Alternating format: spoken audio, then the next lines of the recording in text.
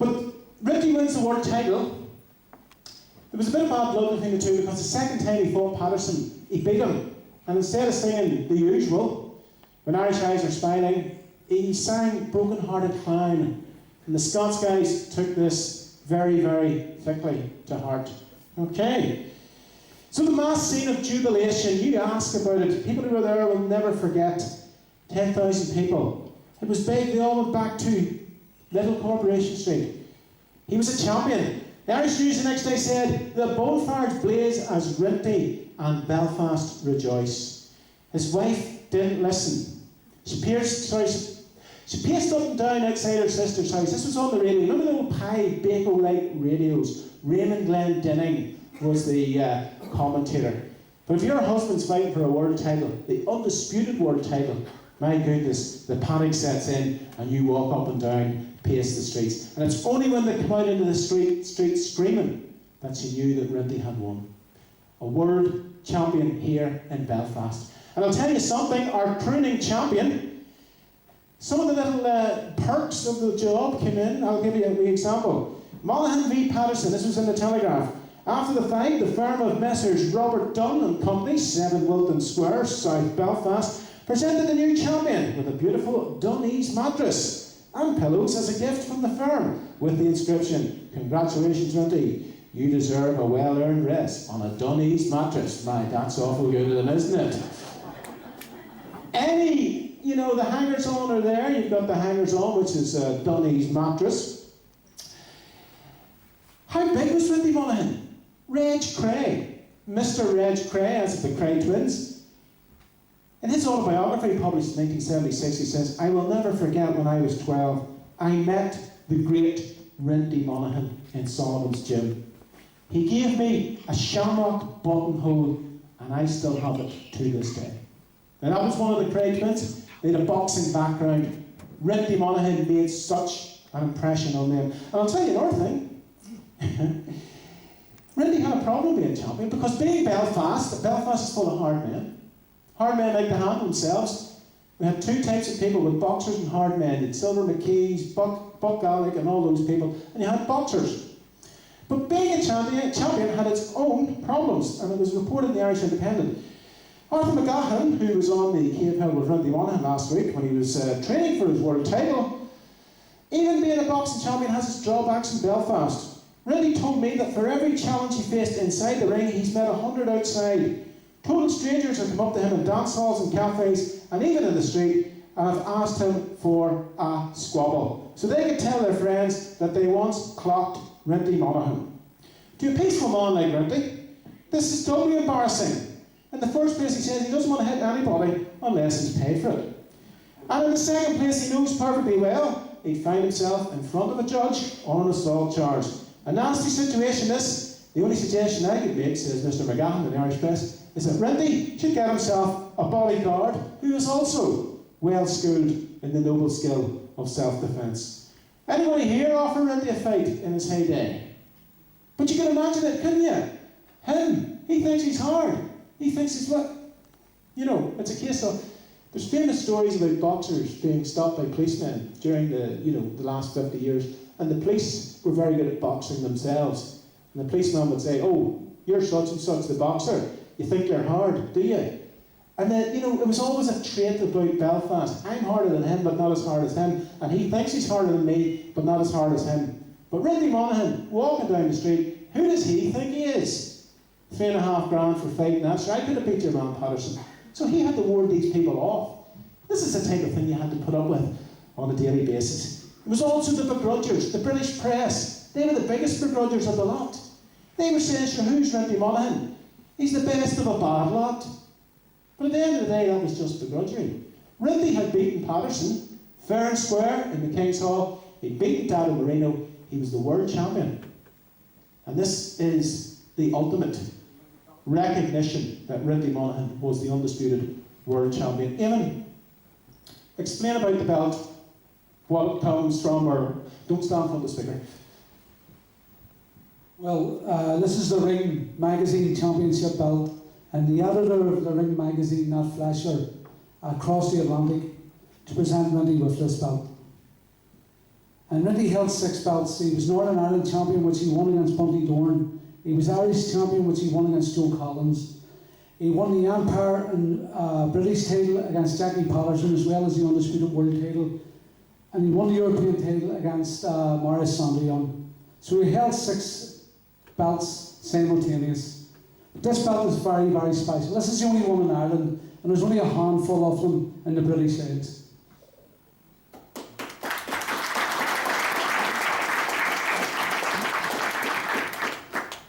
Let's get back to the story.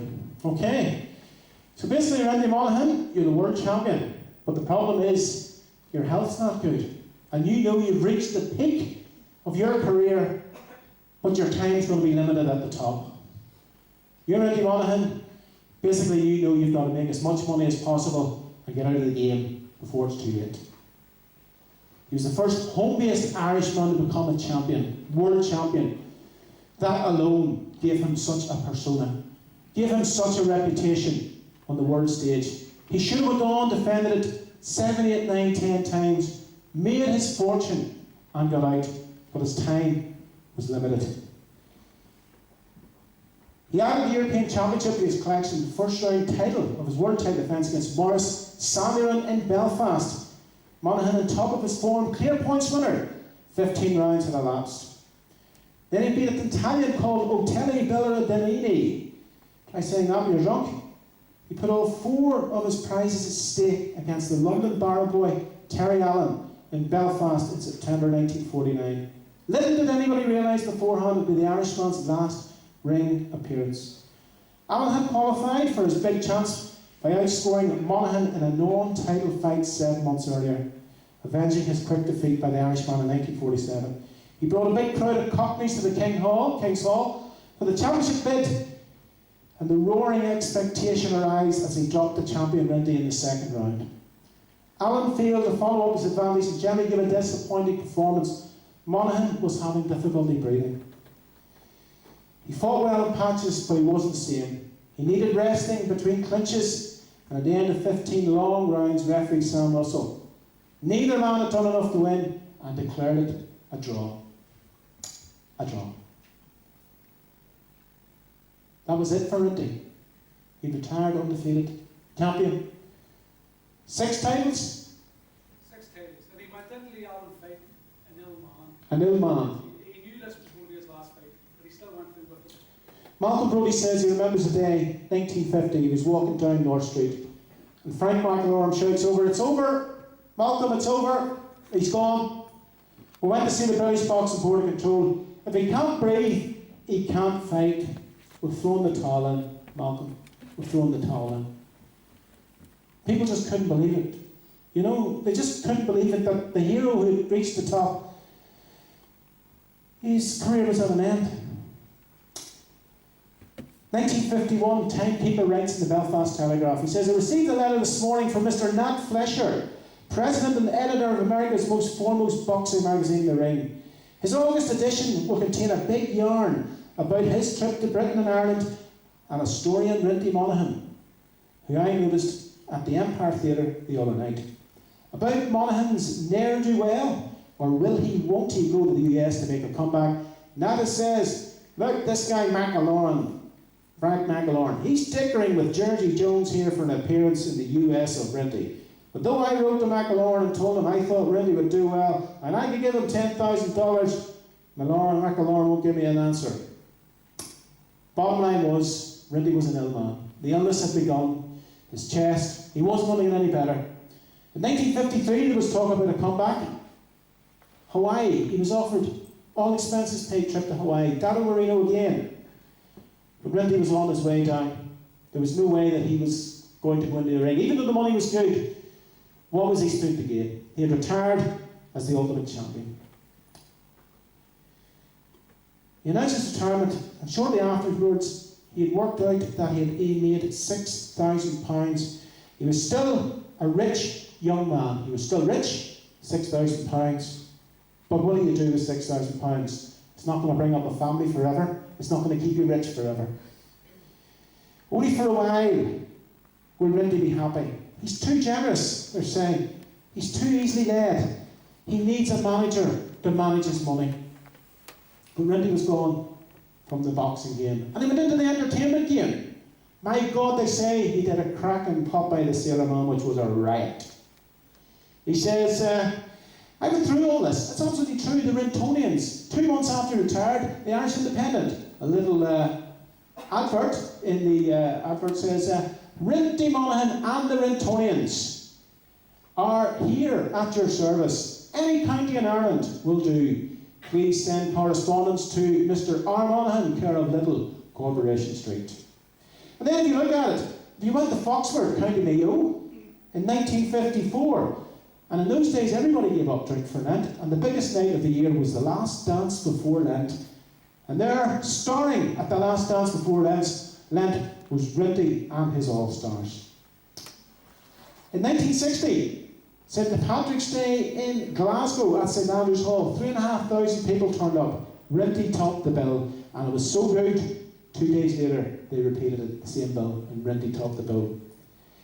Believe it or not, in 1958 he sparred Max Barr, the former world heavyweight champion, who came along to the closing of the Harry Gay Arena. Jack Solomons flew them all over, and the two of them sparred in the ring. A little flyweight against a massive guy. He was still that type of guy, an entertainer, game for everything, up for everything. But he was also a good guy.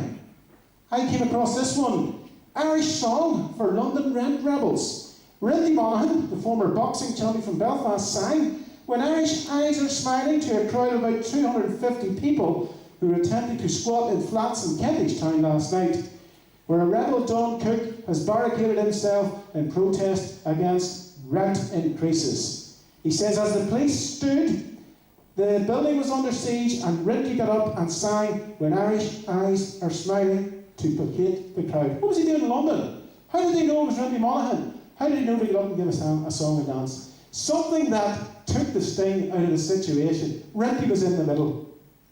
That was 1969. 1980, Rinty Monaghan surprised army men in Dublin when he joined in singing with the choir of the Garrison Church, Arbour Hill, last Sunday. Rinty's father, it is reported, was one of the first men who took part in the formation of the Irish Army. Now, I didn't know that. It says it here. He was in Dublin to see many of his old boxing friends, many of whom were great Irish Army champions. And then 1971, Smoking Joe Fraser comes to town. Smoking Joe, he arrives. He says, a bit like Sonny Liston 8 years before, he's a shillelagh in his hand, he's here to see the crack, and here to drink your black stuff, things like that there. And who was at the bottom of the plane? Only Rinty Monaghan. He says, and the two of them had the shillelagh and the sugar at each other.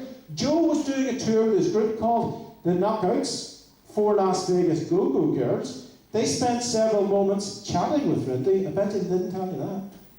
He didn't tell you that, did he? Says, in carrying a small wooden saxophone, Rinty sang a song. And Fraser brushed aside reporters asking about, what did you think of the Northern Ireland Troubles? He says, what trouble? He says, I'm in enough trouble with this guy here. So there you go. Talk about your troubles. Rinty Monaghan was a man in 1971 talking about troubles. He was also a very, very well-known personality at our boxing fights. Ulster Hall, King's Hall, Rinty was there. And ever present, he was there. Always available, always kind. I was in work today, and a woman walked up to me and says, "Oh, I didn't know you knew Rinty." I didn't. I saw Rinty a couple of times in Ulster Hall.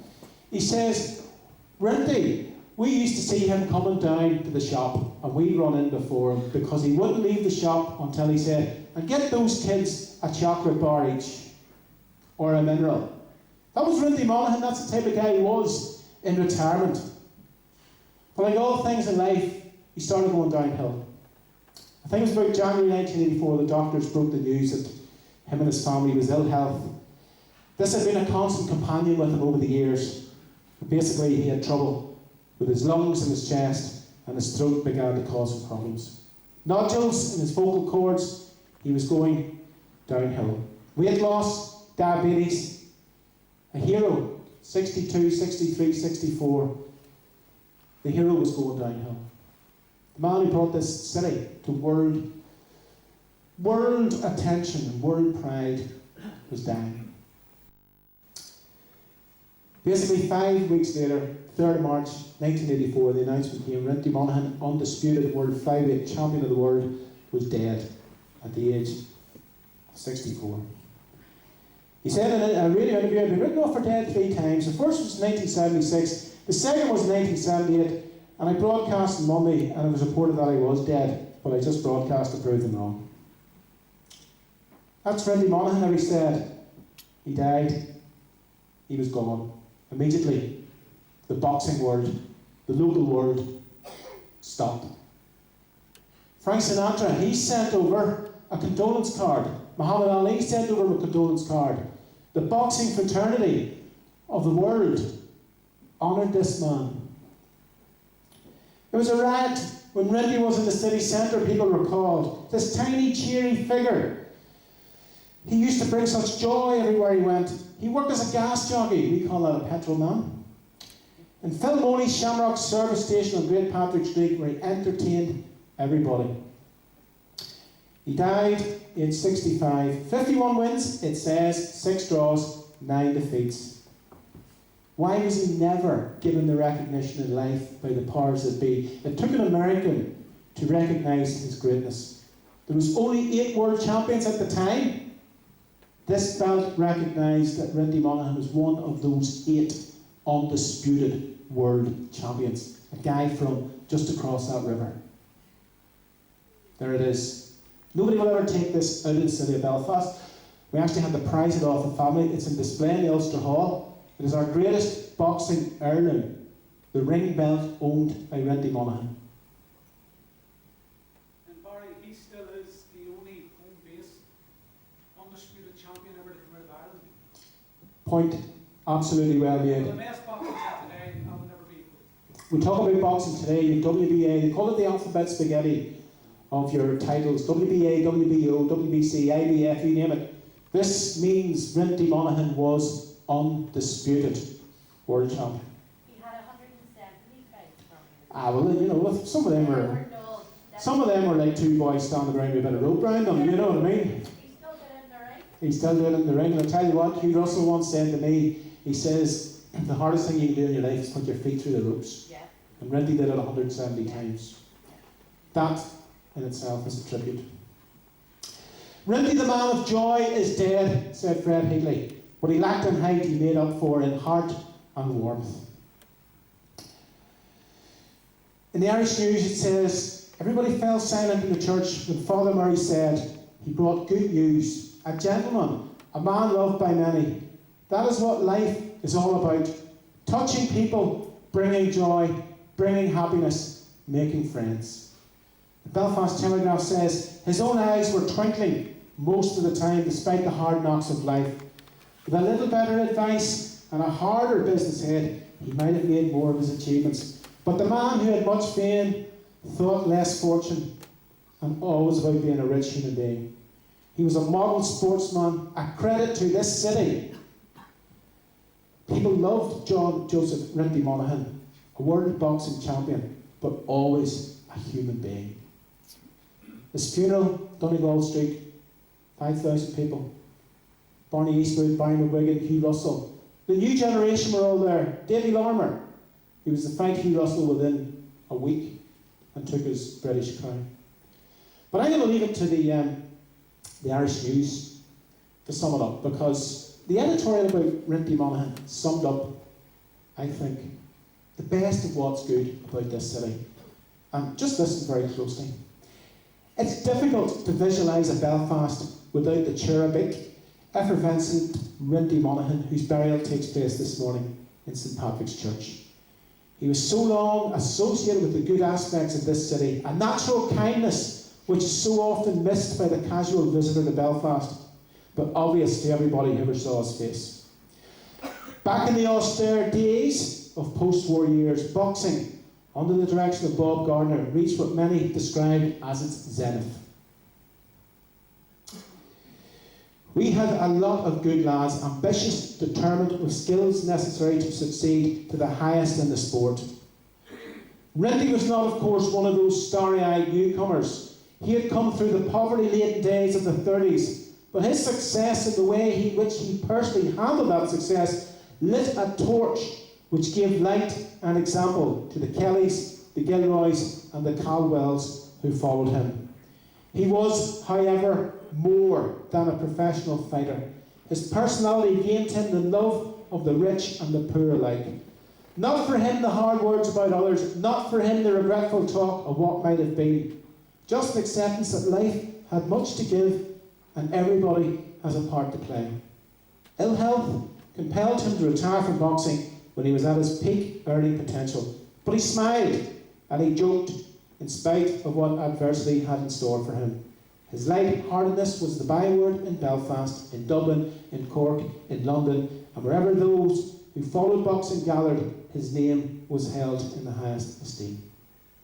Today in Belfast, Catholic and Protestant, nationalist and unionist will be a little sadder, but they will be represented in person or in spirit as Rinty is laid to rest in the city cemetery. The last bell has rung and he is gone to take his place in the Valhalla of champions. The tears will eventually dry, but the memories will live forever. Rinty Monaghan, rest in peace.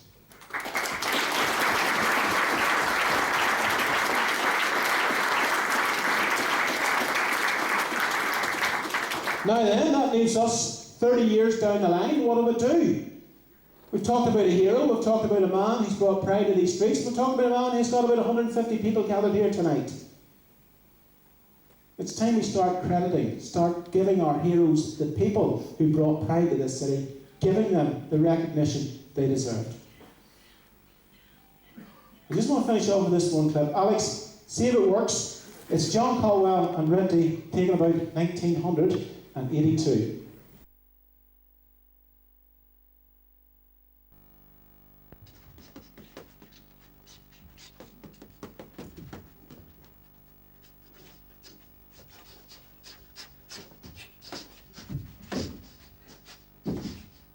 Right, round one over, that's it. Personally, I think boxing nowadays is easy. I think it's easy because in our day, my day anyway, every lad was at boxing.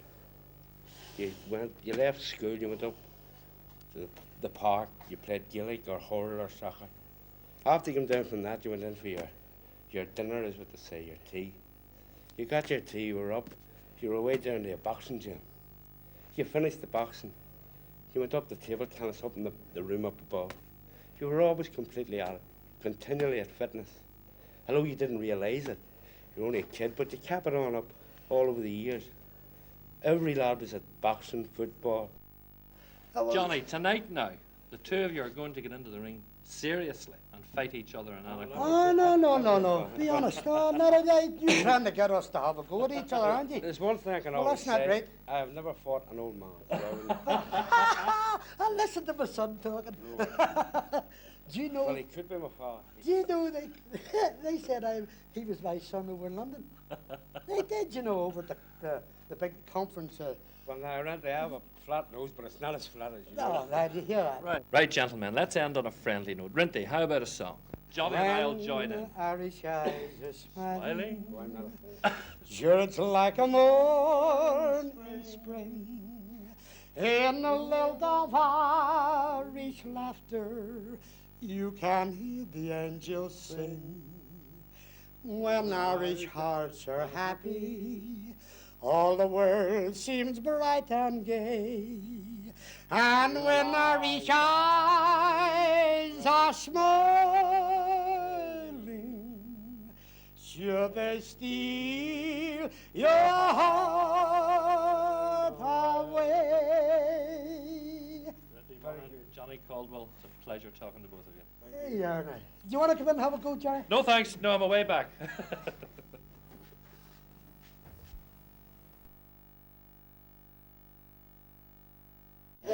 Right, gentlemen, let's end on a friendly note. Rinty, how about a song? Johnny and I'll join in.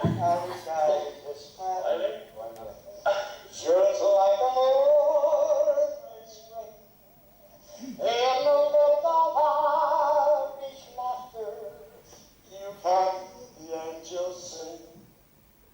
When Irish hearts are happy, all